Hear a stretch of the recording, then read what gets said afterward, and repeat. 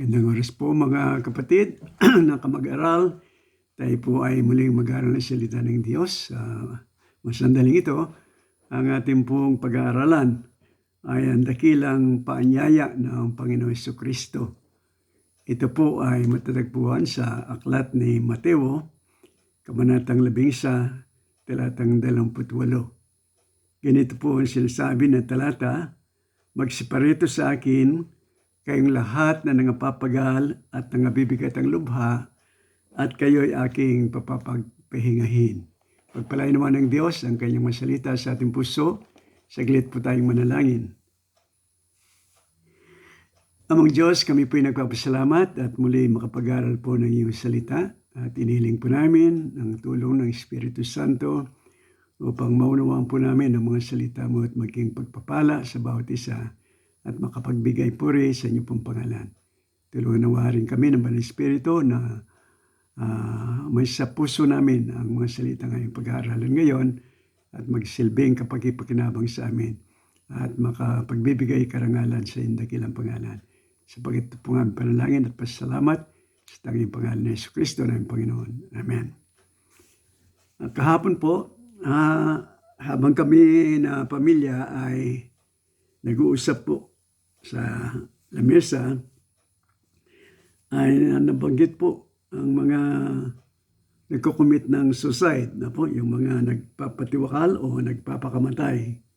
At just last week po, isang babae ang sinabing tumalon sa isang mataas na building, hotel, at siya na po ay nagpakamatay.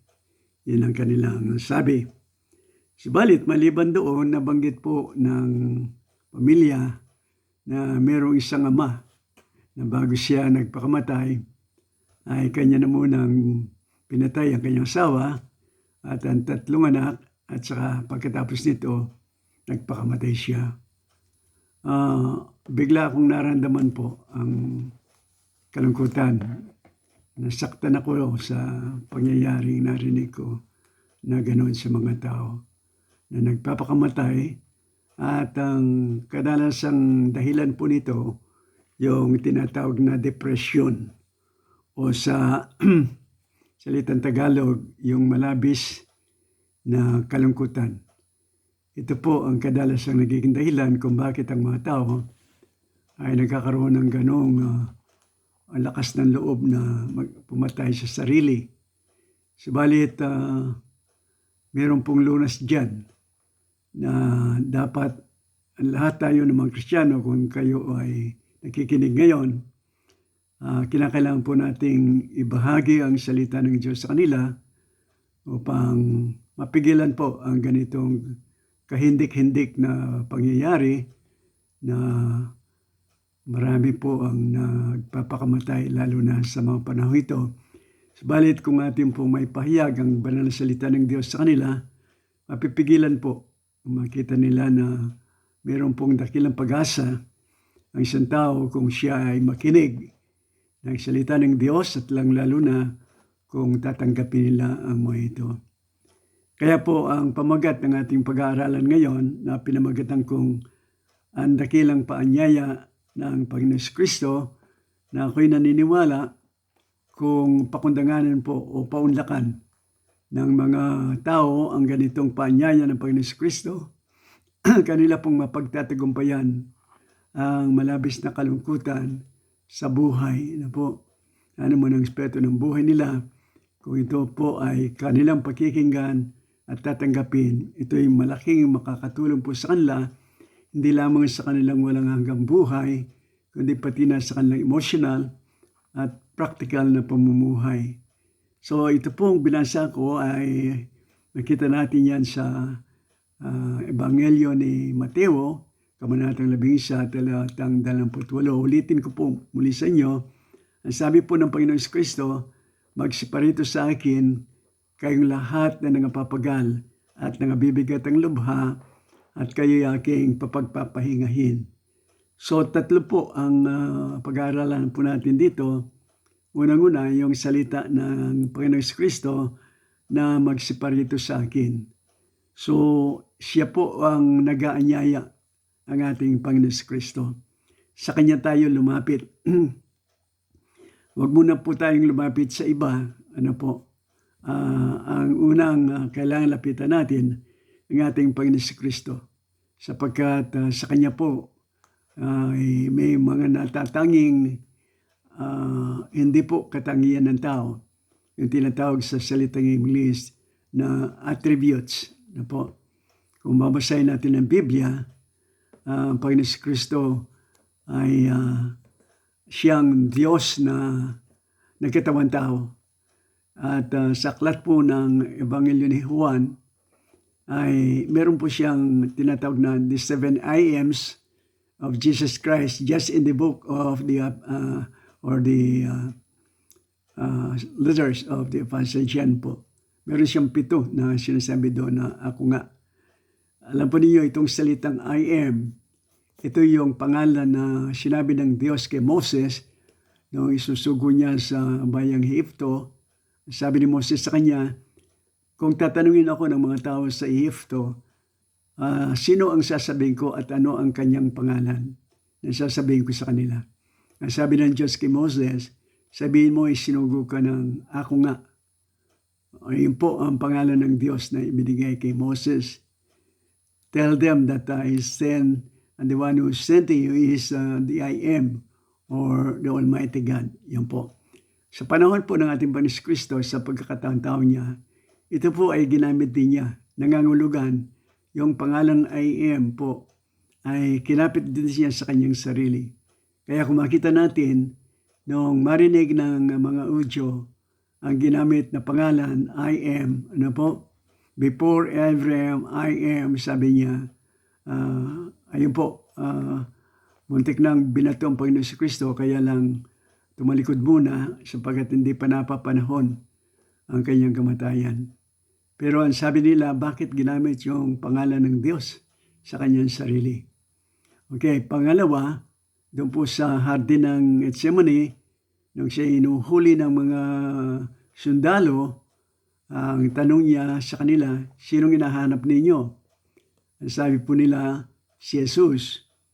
At nang sabihin niya na ako nga, or I am, nangatumba po, nabulagta ang mga umuhuli sa kanya. Nangangulugan po yung kanyang pangalang I am na siyang ikinapit niya na pangalan ng Diyos. Sabagat siya Diyos, kampantay ng Amang Diyos, ay dapat nakilala na ng mga tao ang kapangyarihan ng kanyang pangalang I am. So sa kanya po tayo lumapit at sa kanya na tayo sa kanya masusumpungan, ano po, ang kapahingahan, okay? Ang kapayapaan, ano po, ang kasapatan, at siya po ang katugunan ng mga dinadaing natin sa ngayon. Marami pong bagay kasi nagiging problema ng mga tao sa kasalukuyan. Unang-una na nga ang tinatawag nating pandemya, ang sakit na tinatawag na virus disease na pumaperwisyo sa maraming tao sa kasalukuyan.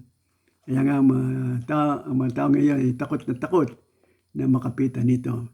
Pero tandaan po natin, ang isa sa katangian ng kadiyosan, ano po, na tinatawagan nating Diyos, yung tinatawag na Jehovah Rapha. Ano po, yun ang isa sa katangian ng Diyos na nilalapitan natin. Jehovah Rapha, that means the God who heals, ano po, ang Diyos na naggagamot. Okay? Sa panahon po ng ating Panginoon si Kristo, nung siya ay magkatawang tao dito sa lupa, makita naman natin ang kanyang ginawang pagpapagamot na po sa mga taong bulag katulad ni Bartimeus. Kanya pong binuksan ang kanyang mga mata. Yung pong isang lumpo sa loob ng 38 taon, lumpo siya, ay kanya rin pong pinagaling at nakalakad yun lumpo. Po. Yung taong simula pa ay bulag na, ay kanya rin binuksan ang kanyang mga mata. Ang mga bingi, ay binuksan ang kanilang mga tinga at nakapakinig ang kanilang mga bibig o ang kanilang mga pagsasalita, binuksan ng kanilang mga labi at nakapagsalita. Ang mga inaalihan po ng demonyo ay pinalalabas niya at gumagaling ang mga ito. So masasabi po natin, ang Panginoon Kristo ay Diyos na nagpapagaling. Kaya kung tayo lumapit sa Kanya, ay kaya po tayong pagagalingin niya sa kalooban po ng Diyos. Wala pong imposible o wala pong hindi mangyayari sa kalooban ng Panginoon Kristo. Yan po ang isa sa kinatatakutan ng mga tao sa kasalukuyan po. Nagbibigay ng kabalisaan sa kanila. Pangalawa, yung tinatawag na kagutom. Actually po itong kagutom sa salitang English tinatawag na famine. Ito po ay isa sa mga hula na natutupad sa kasalukuyan. Hula na binanggit ng Panginoon Kristo sa aklat din ng Mateo sa kabanatang 24. Ito isa sa mga tanda bago dumating ang ikalawang yugto po ng pagdating ng Panginoon Kristo, yung first and second stage of His second coming po. Ito'y mangyayari muna bago dumating ang Panginoon Kristo. Kaya sa ngayon, masasabi natin na nangyayari na ito. Dahil sa pandemya, marami pong nawalan ng trabaho, marami po ang nagugutom. Subalit, sa ayaw at gusto natin, nakakaroon lang po ito ng katuparan. Ngunit, kung tayo po ay lumapit sa Panginoong Kristo, ganito po ang sinabi niya sa Mateo din, kabanatang 6, talatang 25 hanggang 34. Nung makita niya yung mga taong na masyadong balisa sa mga bagay na pangmaterial nila, hindi naman masama yun, subalit nawalan sila ng pansin sa mahalagang bagay ang kaharian at katuwiran ng Diyos. Kaya sa pagsusumikap nila sa mga bagay na kinababalisan nila, ng mga pagkain, pananamit, mga pangangailangan sa kanilang buhay sa laman, nangyari po na nakaligtaan na nila ang higit na mahalagang bagay. Subalit ang sinabi ng Panginoon Kristo sa kanila, tingnan niyo ang mga ibon sa himpapawid at hindi sila naghahasik, hindi sila gumagapas, hindi sila nagbabangan, pero pinapakain ng inyong Ama na nasa langit. Gayun din sabi niya ang mga liryo o mga bulaklak sa parang kung ano ang kagandaan ng mga ito at maging sa panahon ni Aring Solomon, hindi siya nagbihis ng ganitong kagandang pagmasdan ng mga bulaklak sa parang. Dito po sa Europa, maraming po lugar kung saan makikita mo yung iba't ibang bulaklak, ang kagandaan po ng bukid dahil sa mga magagandang bulaklak. Subalit, ang mga ito ay madali ring lumipas. Ngayon, sabi ng ating Panginoon Kristo, kung ang mga ito ay pinapakain at binibihisan ng Diyos na higit pa kayo rito sapagkat nilikha kayo ng Diyos na ayon sa kanyang wangis, sapagkat ang inyong buhay ay hindi mawawala, mananatili ito hanggang walang hanggan. So, ang sabi ng Panginoon Kristo sa kanyang pagkatapos ng sinabi ang mga kamalisan ng tao sa mga bagay na panlaman, ang sabi niya, subalit sabi niya, dapat muna niyong hanapin ang kaharian ng Diyos at ang kanyang katuwiran, at ang lahat ng mga bagay na yan ay pawang idaragdag sa iyo ng Diyos. So, kung nababalisan po ang tao dahil sa kagutom, dahil sa pangailangang pagkain, tandaan po natin, magtiwala lamang tayo sa Diyos. Siya po ang magbibigay nito ayon sa ating pangangailangan. Kaya po mayroong dalawang katangian dito sa pangin, yung tinatawag na pagkagutom. Ang pangalan po dito ng Diyos ay Jehovah Jireh. Ang ibig sabihin ng Jehovah Jireh, God will provide, mag-provide o magbibigay ang Diyos sa pangangailangan ng tao. Doon po sa karandaman, ang pangalan ng Diyos dito ay Jehovah Rapha, God who heals, sickness. So lahat po nito ay katangian ng ating Panginoon Kristo. Maalala niyo, pinakain niya yung libu-libong tao po ng 2 beses sa loob lamang ng 2 tinapay at saka ng ilang isda. Pinakain niya ang libu-libong mga tao po, maliban sa mga bata at sa mga babae. Mga tweed, nasa Panginoong Kristo po ang katagunan ng ating kabalisaan sa ngayon. Kung tayo ay nababalisa dahil sa kagutom, lumapit tayo sa Panginoon. In one way or other, sabi nga, ipoprovide ng Panginoong Kristo ang kailangan natin. Ano po, ayon sa kanyang kapangyarihan, ay sa himala ng gagawin po niya. Ako po ay isang ministro ng Ebanghelyo na hindi po ako umihingi, no?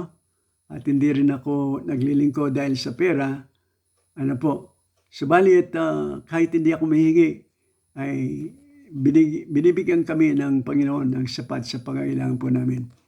At naalala ko noong sabi ni Pastor Badar, yung po Vice President ng Baptist Bible Seminary Institute, sabi niya sa lahat ng ministro or pastor, sabi niya, si Pastor Kayanan ang pinakamababa ang tinatanggap. Kasi po binibigyan lang ako ng 200 pesos sa pagmimission ko sa Pampanga.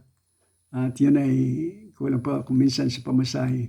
Pero sabi niya, nakapagtataka sa kanya, meron siyang pamilya, pinapaaral niya, pero hindi siya dumadaing. So, I'm a preacher po, not a pauper, sabi nga ng isa.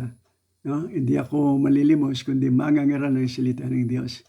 Kaya tandaan natin, sapat po ang biyaya ng Diyos. Kung tayo po ay nanggugulumihanan o nababalisa, huwag niyong pabayaang manahigito sa inyo. Ang paanyaya ng Panginoon Kristo, magsiparito kayo sa akin. Sa Kanya po tayo. No? Hindi ko sinasabing hindi tayo lumapit sa iba, kundi kay Kristo Jesus muna tayo lumapit. Sa Kanya ang katugunan po ng ating kabalisaan, ng ating pangangailangan, na po sa Kanya. Siya rin ang nagsabi na sa Kanya ang kapayapaan. Binibigyan tayo ng kapayapaan. Hindi po kapayapaan katulad ng binibigyan ng sanlibutan, kundi ang kapayapaan na sa Kanya ay kaiba po dito, kahit nasa iba't ibang kalagayan tayo na negatibo, and yet meron po tayong kapayapaan, meron tayong kagalakan sa puso kung ang kapayapaan ni Kristo ang siyang sumaatin. Kaya po napakaganda na magsiparito muna sa Kanya. Pangalawa, kung gusto nyo lumapit sa iba, tandaan po ninyo yung mga matatanda sa pananampalataya na mayroong takot sa Diyos, na mayroong kabanalan ng pamumuhay, mayroong magandang kabuhayan Kristiyano, maaaring makakatulong yan sa inyo. Pero unahin mo muna ang paglapit sa Panginoon Jesucristo. Okay? So, yun po. Ang nag-aanyaya ay walang iba kundi ang ating Panginoon Jesucristo. Sana paunlakan natin ang paglapit sa Kanya. Ngayon, sino po ang mga inaanyayaan niya? Ang sabi niya, kayong lahat na nangapapagal at nabibigatang lubha. Ito po ang mga taong nakakaranas na ngayon.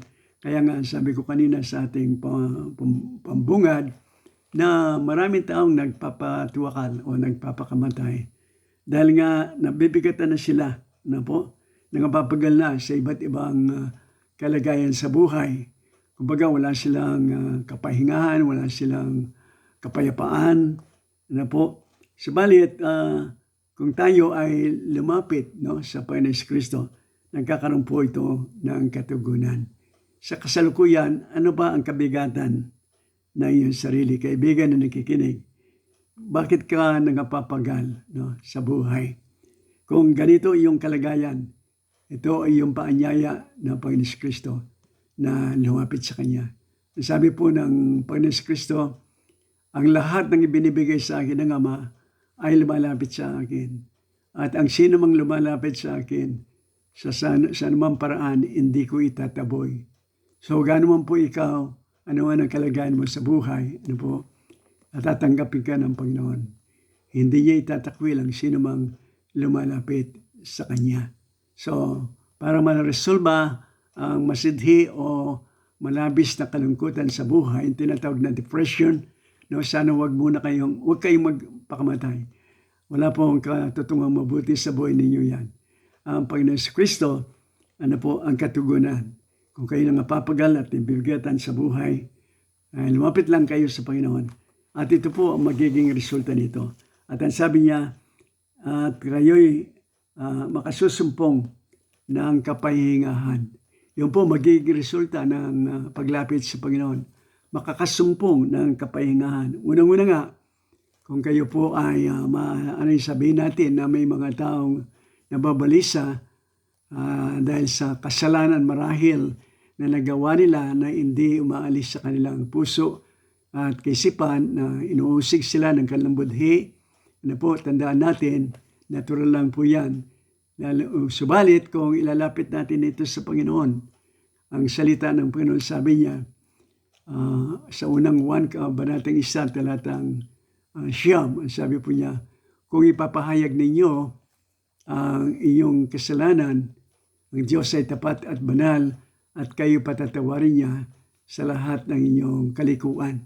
Ibig sabihin po, kahit gaano tayo kasama, kahit anong kasalanan na gawa natin sa nakaraan, kung ipapahayag natin ito sa pamagitan tinatawag na banal na pagsisisi, handa natin talikuran ng mga ito at huwag nang ulit-ulitin pa. Tayo ay patatawarin ng Diyos at lilinisin tayo sa mahal na dugo, sa pamagitan ng mahal na dugo ng Panginoon Kristo na naglilinis ng kasalanan. Ang sabi naman po sa mga awit, kung paano ang layo ng silanganan sa kalunuran, ay gayon ang layo gayon kakalimutan ng Diyos ang ating mga kasalanan kung ipinahayag na natin at pinagsihan ito at hinihingin na natin ang pagpatawad ng Diyos sa ating buhay. So mga kapatid sa Panginoon, maraming pangako ang salita ng Diyos na kung kayo ay magbabasa nito ng Biblia, o makikinig sa mga tamang tagapagturo, tamang tagapangaral ng salita ng Diyos, marinig po ninyo ang mga pangako ng Diyos, sa kanyang salita. Halimbawa po, kung kayo nababalisa, ang sabi sa sulat ni Apostol Pedro, sa unang sulat niya, Kabanatang 5, talatang 7, sabi po niya, ilagak ninyo ang lahat ng inyong kabalisaan sa Diyos, sa Panginoon Kristo, at kayo'y sapagkat kayo'y pinagmamalasakit niya. Ulitin po natin, 1 Pedro 5:7, ilagak ninyo ang lahat ninyong kabalisaan sa Kanya sapagkat kayo'y pinagmamalasakit niya. Opo, ano man po inyong kabalisaan sa buhay? Pinagmamalasakit po tayo ng Panginoon Kristo. Meron po tinatawag na unlimited love or unconditional love. Kahit gaano tayo kasama, basta ilalapit natin ating sarili sa Kanya, hindi po niya tayo tatanggihan. Ipagmamalasakit po niya tayo. Ganyan din po sa isang talata sa Lumang Tipan, sa mga awit kabanatang 32, talatang 8, ganito po sinasabi, aking ipaalam sa iyo at ituturo sa iyo ang daan na iyong lalakaran, papayuhan kita na ang aking mga mata ay nakatitig sa iyo. So ibig sabihin po sa ating paglalakad, ay papaalam sa atin ng Panginoon Diyos kung anong daan lalakaran natin, at pangalawa, ang kanyang pong mata ay nakatitig sa atin. So ito po yung mga iilan lang sa mga pangako ng Diyos. Higit sa lahat, kung kayo po ay nag-ulumiyahanan o natatakot sa panginaharap na buhay, halimbawa, minsan yung tao ay may karandaman na wala nang ikangay kung sa parang tao ay wala nang dahilan pa na magkamot siya at hindi niya alam kung sakaling mamamatay na kung saan gugugulin ang kanyang walang hanggang buhay. Subalit ganito po sinasabi ng Diyos na sapagkat gayon na lamang ang pag-ibig ng Diyos sa tao o sa salimutan, ibinigay niya ang kanyang bugtong anak, ang Panginoon Kristo, upang sino mang sa kanya sumampalataya. Ano ang sasampalataya natin sa Panginoon Kristo? Na siya ang namatay, na siya ang inilibing, ngunit muling nabuhay at umakyat sa langit upang sino man ngayon sa kanya ay sumampalataya, na siya ang tumubos ng kasalanan dahil sa kanyang dugo. Ang sabi ng pangako ng Diyos, hindi na siya mapapahamak, hindi na makapupunta sa impyerno, sapagkat binayaran na, tinubos na ng Panginoon Kristo ang kanyang kasalanan. Kung siya ay sasampalataya sa kanya, hindi na mapapahamak, kundi magkaroon ng buhay na walang hanggan. Yan po ang isa sa pangako ng Diyos, na kung isang tao ay sumampalataya sa Panginoon Kristo, na siyang tanging tagapagligtas, wala pang iba, siya lamang. Po, hindi tayo magtitiwala ng iba na makapagliligtas sa atin.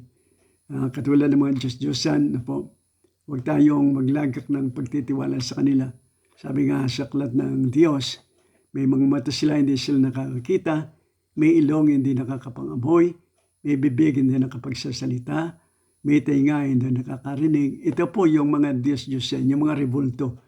Hindi tayo dapat magtiwala dito. Wala silang magagawa sa atin. Kung gusto nating magkaroon ng katiyakan sa buhay na walang hanggan, pagkatapos ng buhay dito, gugugol natin ang ating buhay sa kaharian po ng Diyos.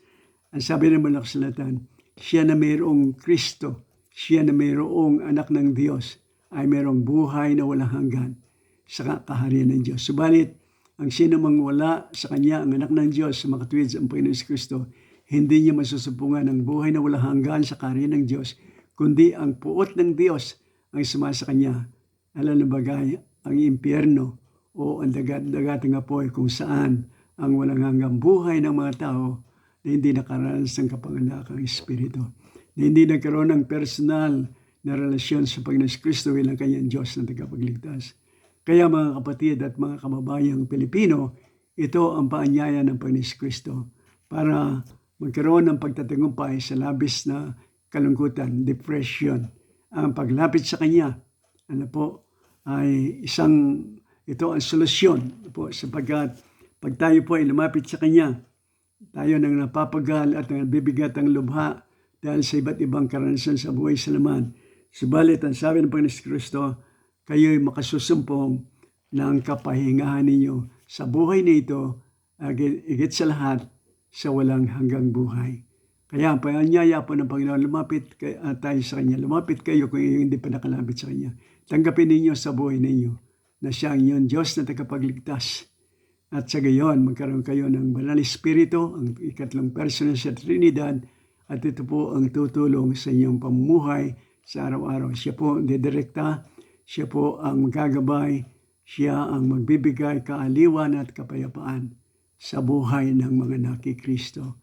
Pagpalain po kayo ng Diyos, sana ang mga salitang ito ay naging malaking pagpapala sa inyong buhay sa inaharap at maging sa kasalukuyan upang mapagtagumpayan na po ang malabis na kalungkutan ng buhay sa laman. Paalam po.